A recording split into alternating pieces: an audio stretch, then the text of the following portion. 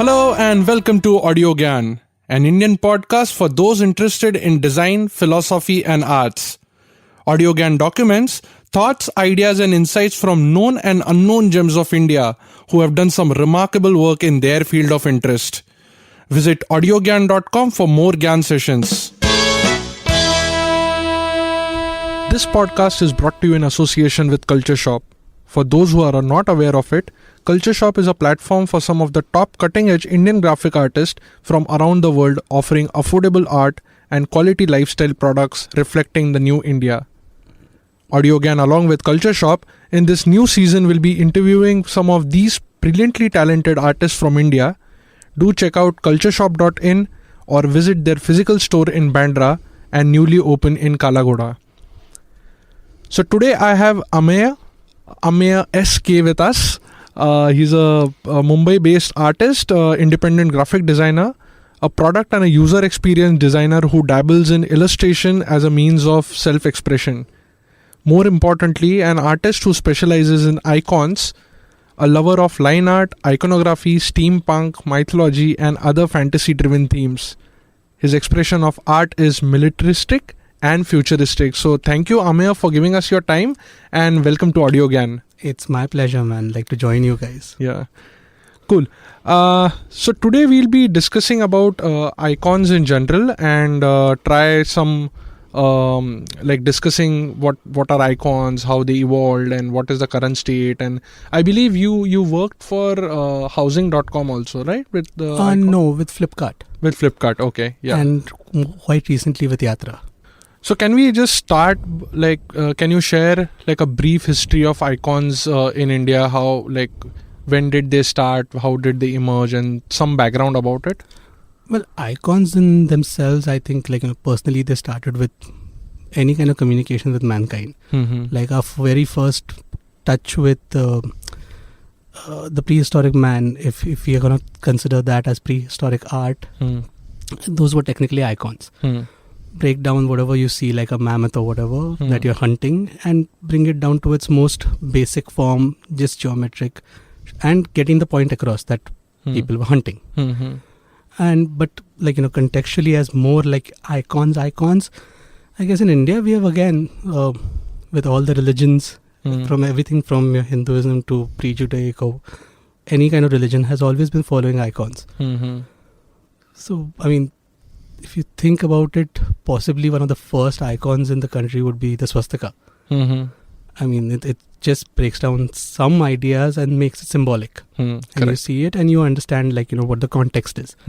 If you see a crescent moon with a star, you get Islam and you just see it.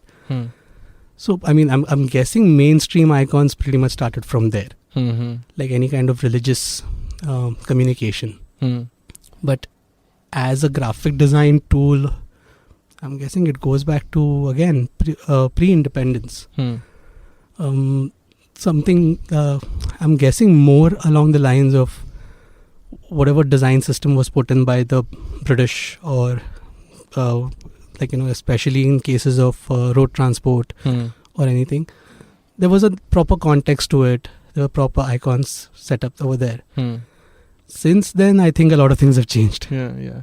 So, to ask you, what could be a difference between an icon and a pictogram? A pictogram would basically, again, this is my opinion on it. A pictogram would take more of an abstract idea or maybe more of a literal idea rather, and would break it down to its simplest form. So, I personally had worked on this project once where I took in, let's say, scenes of meals, different types of cuisines, and just broke them down to the basic shapes, the basic proportions, and just made line art out of it, which I'm guessing portrays the idea in a very simple form. I don't have to use shading, I don't have to use color to get the point across, but it's not an icon to me. Icons need to be scalable down to the smallest form.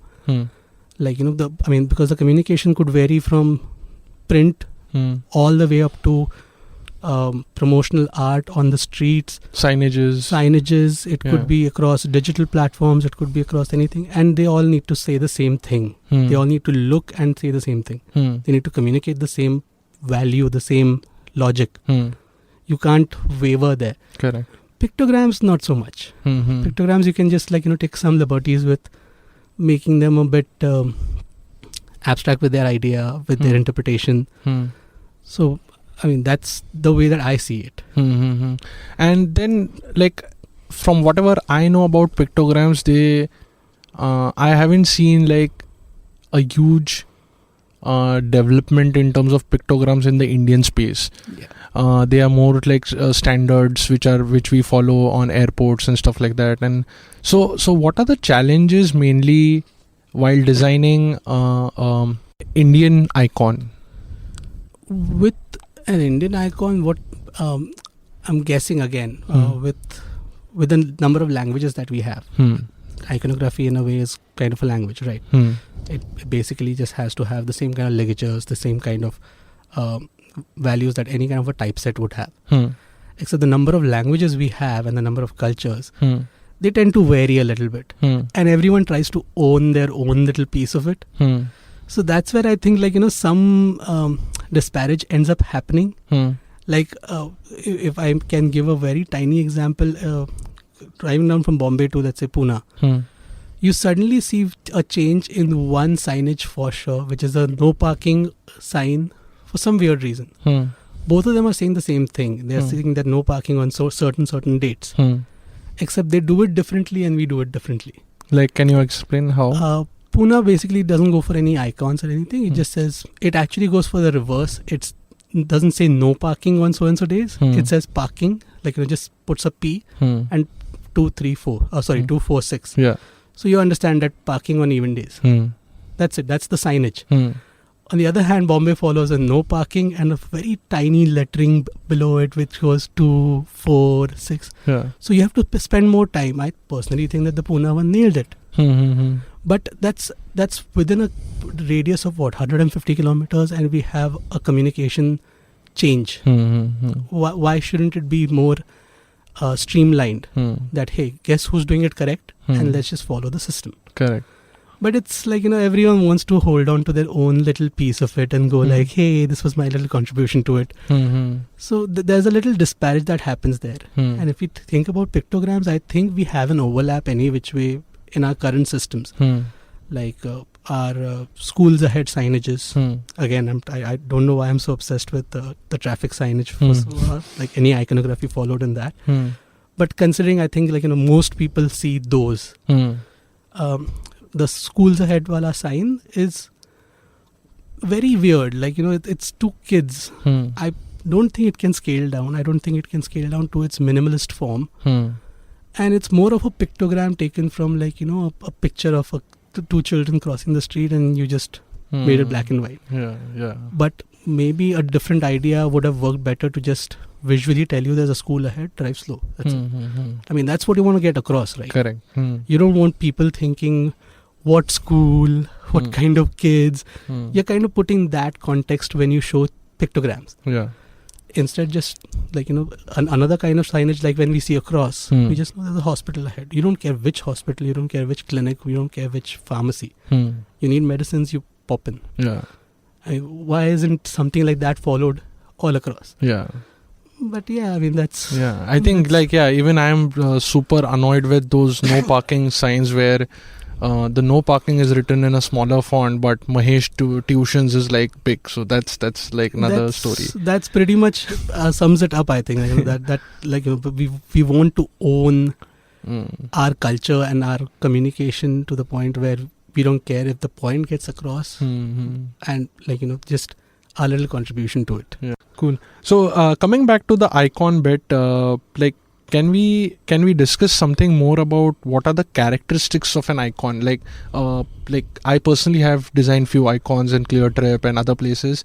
So there's a lot of parameters, right? Like the negative space, the hollow space which it has. So can you just briefly tell us the characteristics of making a family of icons? Well, and a family of icons is basically like a typeset to me. It's any kind of whatever rules you would follow for a typeset basically should be followed here first. That's the fundamentals.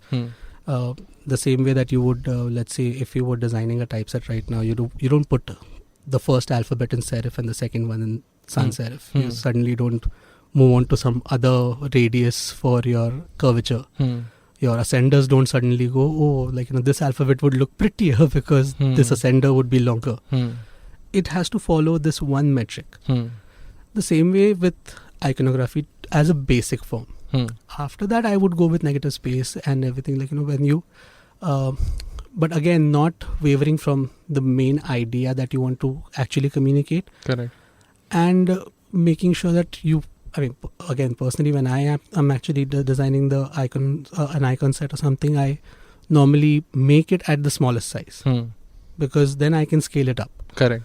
But the visibility and the understanding of the icon should be done at the smallest size first. I know that actually makes it very tough for people to go and make ownable icons because at the smallest size you can't do much. But at least I think that's the fundamentals that I would like to follow. Then these days, especially with all the icons being normally used in the tech format, like you said, ClearTrip or any other app, they have started taking a few liberties with the color usage. Again, like any typeset, an icon's family should firstly work in black and white.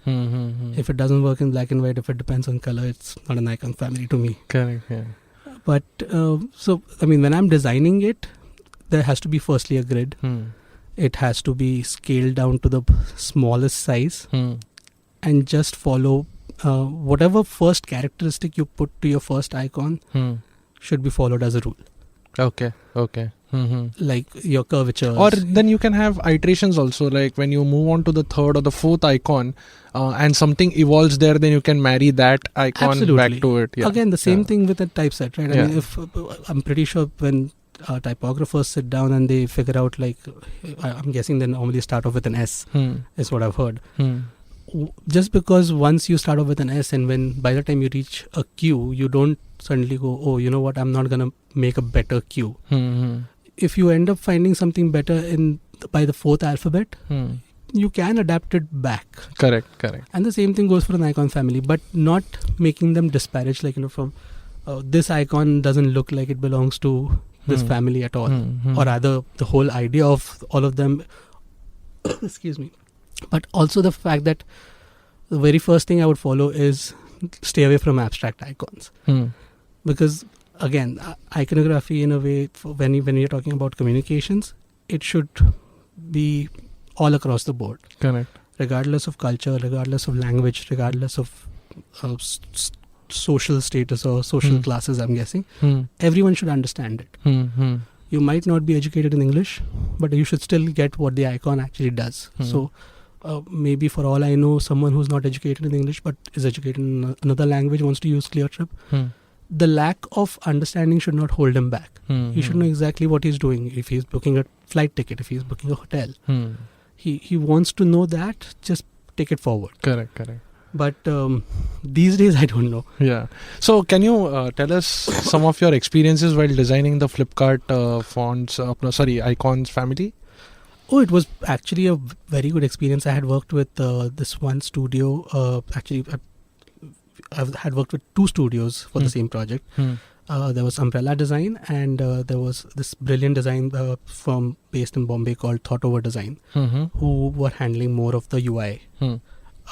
And there, obviously Flipkart being Flipkart has a huge number of categories, huge communications going all across the country in different ways. And so when we started off with the communication icons first. So getting your app and offline communications in the back first. Then when we moved on to the categories, okay, so we had to take again, taking them to the basic form. So when we are talking, and sometimes there would be overlaps in, let's say if we were to show kitchen articles, how do you show a kitchen article? So again, generalizing it, but not generalizing it enough that people would not there would be some kind of miscommunication. Correct. Confused as to which section Exactly. to enter. Yeah. So later on, again, it actually went off so brilliantly that we adapted it to their packaging. So if you order anything from Flipkart right now, you own all of my icons Oh, nice.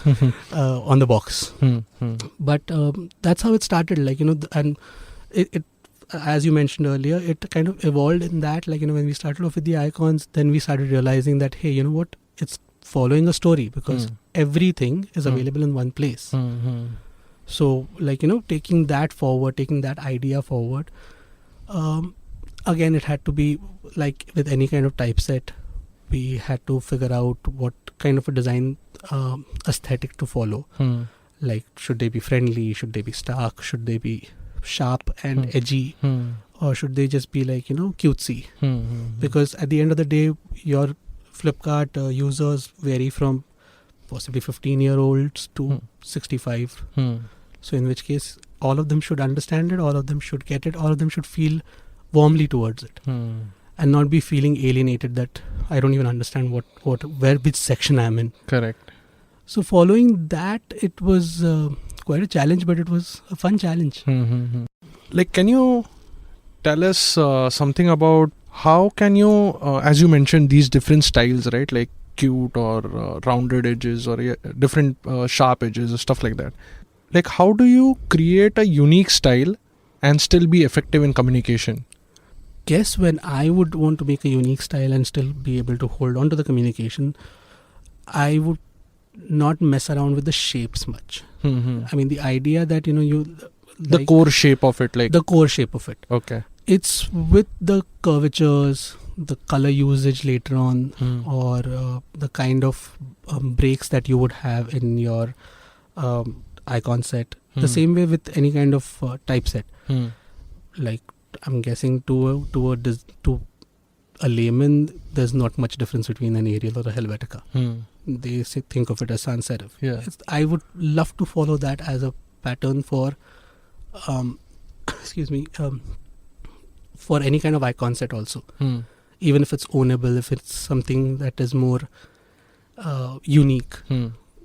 I mean, for a sharp eye, you should be able to see what the differences are. Correct.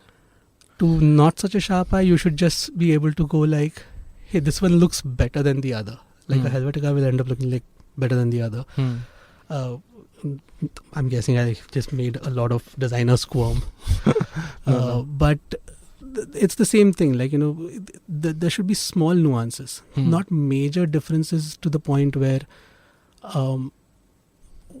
the world might be signifying a certain thing with one icon, and I just come up with something completely different. Because that doesn't end up doing anything more than confuse the user. So you're saying the devil is in the details, right? Yeah. Like, so like, but then how do we identify there are certain icons now that we have like line icons also, flat icons, and if you see Apple icon family, it has changed over like last 5-6 years, and they still have that unique style.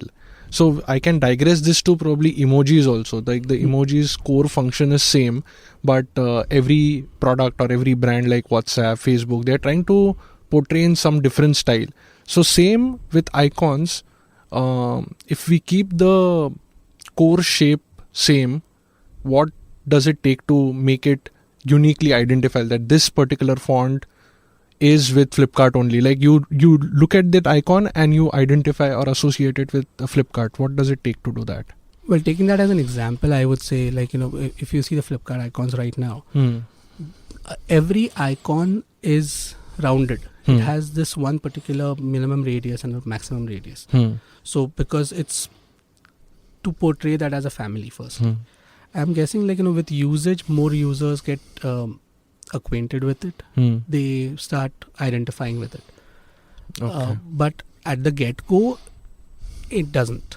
Because an icon doesn't come starkly different as, let's say, an illustration style. Because it's more of a minute, like you said, like, devils in the details. At the end of the day, when you pay attention to it, it just comes across as there's something different about these. Till then, they're just icons. They're just pictograms which are scaled down or scaled up. But again, like, the style being, if you go with products like, let's say, if you're looking at Paytm right now, they started off with some minimalistic icons. They still have them. Like, the core functions that they were offering. This is not a plug for Paytm, but yeah, like the core functions that they were following, all of the icons have this one family. They just look minimalistic, beautiful line art, because of the states that they use. Again, that's where the difference between a line art icon or a fill state icon would come in. It could signify different stages of your usage. But as and when, like, the features started coming in, I'm guessing something like in events. I still don't understand the icon that they use for events. It's a horns up sign. In which case, what if it's a classical show? I highly doubt my 60-year-old grandfather could be giving the devil's horns going to the show. Or something like when they wanted to make a difference between a metro and a train, you suddenly see the train becomes a little more too detailed. In which case you just go, okay, this came about later. Like, it shows that evolution. That, hey, this feature must have come in later because this doesn't look like it belongs. So, like, those kind of little tiny details that come into play kind of make a huge difference with any kind of unique iconography, any kind of unique style that they want to follow. At least personally to me, like, because I'm guessing I pay too much attention to them. But those kind of things even, like, tell you the timeline and the way that they came. So let's say if an Apple system, if you talk about a communication system, it has evolved over 6 years, but they do it all across the board. So we never see like one icon being introduced or one icon being upgraded. It's all icons. Yeah. You can see that in App Store, iTunes, everywhere. Podcast, everywhere. If it's going to be changed, it has to be changed all throughout the board, or it doesn't change.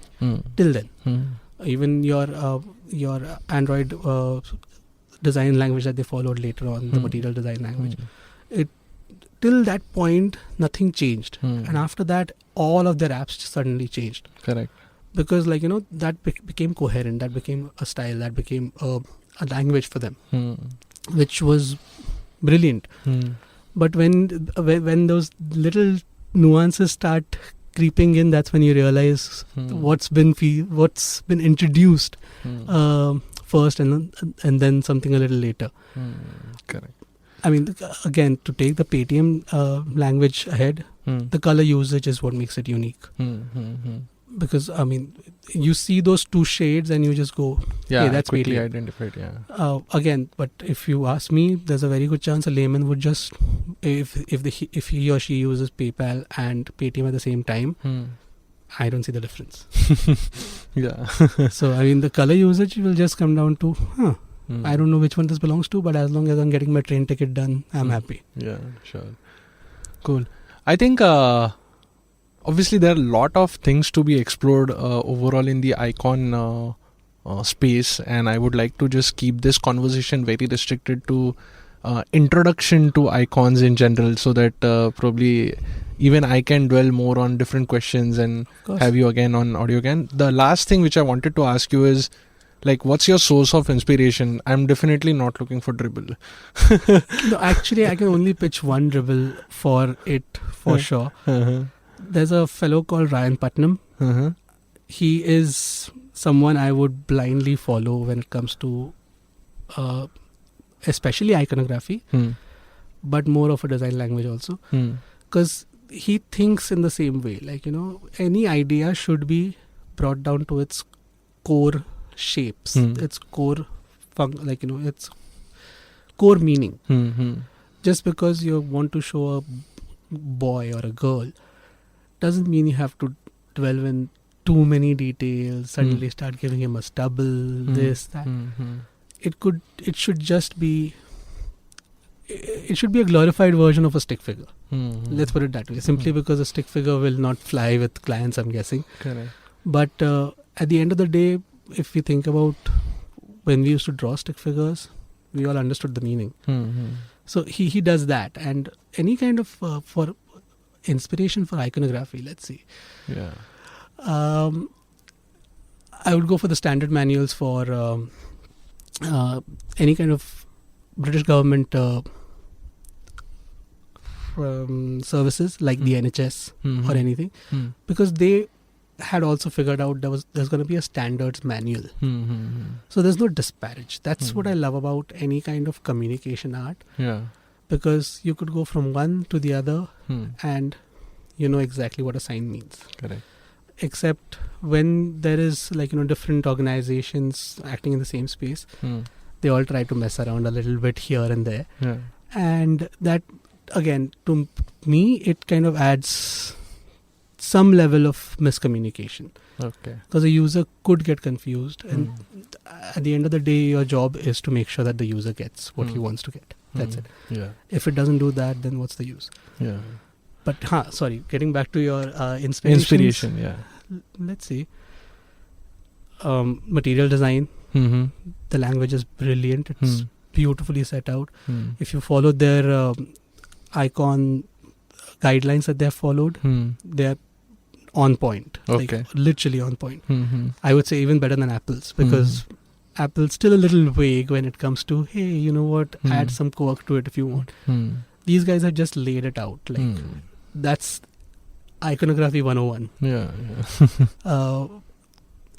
In the digital space, I don't really know whom to follow. Because, I don't know, definitely don't follow VS Co. They went, that was again iconography 101, where they used abstract iconography, failed, personally, again, because I don't know what button does what. I'm at a loss there. Correct. I'm guessing I'm doing something, and that's again a lesson even they took in their stride, I'm guessing, where you still want to hold on to that VS Co-ness, but not make it that abstract. But yeah, Ryan Putnam, that's it. That man is someone to just follow blindly. Cool. I think we'll conclude with just Culture Shop, how they have helped you promote your work, and what kind of work you have commissioned with them. Like, how are things there? Culture Shop is just like, they're friends. So at the end of the day, but they're friends who understand you and who let you have your own freedom. So basically, the brief comes in and they never have, hey, can we not make it so Isko lal bana do. Isko lal bana do is a different aspect. Only even with better feedback, they will not go with let's make this safe for work or something. They let you have their freedom, and then they will handle it hey, we are gonna expect people who want to buy it or not buy it or whatever to be sane adults, so they can make their own decisions. So just have complete creative freedom, go nuts on this. And the things that even you want to do but maybe don't fit their profile as a store, they don't stop it. They just go, fine, this is not going to be a part of our roster, but we'll still showcase it. We'll still tell the world that this is an Indian graphic artist. Follow him. If you like his style, go for him or go for her. I mean, the level of art that you see there with the people like Sameer Kulawar, or let's say Hari and Deepthi, and Meera Malhotra and the likes. There are so many to name. It's just staggering. It's literally staggering, where you end up feeling like, wow, I don't do anything compared to them. This is nothing. Because again, the way that I design, I'm not so much of an illustrator personally. I think in geometry. I'm a engineering dropout, so I think in geometry. And I think in space. I think in isometric views. So that makes it way more rigid than traditional art, I guess. But again, that's where people like Culture Shop come in and they just go nuts. If this is your style, this is your style. You don't need to follow just because particular school or something. A particular school of thought. like a Samir Kulawar's work is so fluid. You don't have to be fluid. As long as this is unique to you. So I mean that's where those guys come in. Yeah, cool. I think this is a good note to end this. Thank you, Amay, for giving us your time, and it was pleasure talking to you. The pleasure is all mine. Yeah. So that's it from today's GAN session with Amay. Stay tuned for more GAN on Audio GAN next week. Till then, bye.